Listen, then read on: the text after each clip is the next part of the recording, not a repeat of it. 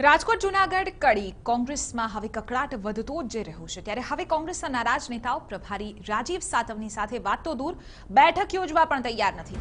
હવે આ નારાજ નેતાઓ દિલ્હી હાઈકમાન્ડને મળીને રજૂઆત કરશે। આવતીકાલે નારાજ નેતા સાગર રાયકા દિલ્હી જશે અને દિલ્હીમાં સાગર રાયકા સહિતના નારાજ નેતાઓ કોંગ્રેસ અધ્યક્ષ રાહુલ ગાંધીની સાથે બેઠક કરશે। આપણે જણાવી દઈએ કે અગાઉ પણ અનેક જેવા જૂથો છે તે સામે આવી ચૂક્યા છે અને સિનિયર નેતાઓની જે અવગણના અહીં પક્ષમાં જોવા મળી રહી છે જેને લઈને નારાજગી અહીં જોવા મળી હતી અને આવતીકાલે સાગર રાયકા સીધા કોંગ્રેસ હાઈકમાન્ડની સાથે મુલાકાત કરશે।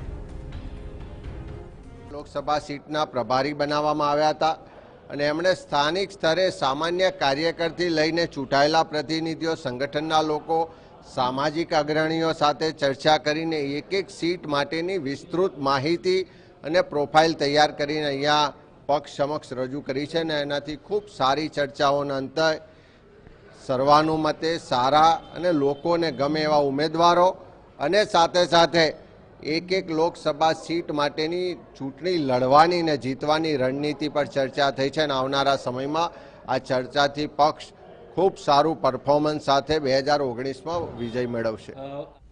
તો કોંગ્રેસના આંતરિક વિખવાદને લઈને મુખ્યપ્રધાન વિજય રૂપાણીએ પણ નિવેદન આપ્યું છે। તેમણે કહ્યું છે કે કોંગ્રેસમાં મોટી વાત નથી અને તેમાં પણ જસદણમાં થયેલી હાર બાદ કોંગ્રેસ અપસેટ થઈ ગઈ છે।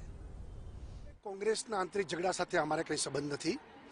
સ્વાભાવિક છે કે કોંગ્રેસમાં આ બધું સહજ છે કારણ કે નેતાગીરીનો અભાવ છે। જસદણની ચૂંટણી હાર્યા પછી કોંગ્રેસ એકદમ અપસેટ છે। લોકસભામાં પણ ગુજરાતમાં 26 બેઠક ભારતીય જનતા પાર્ટી જીતશે એ પણ નિસંદેહ।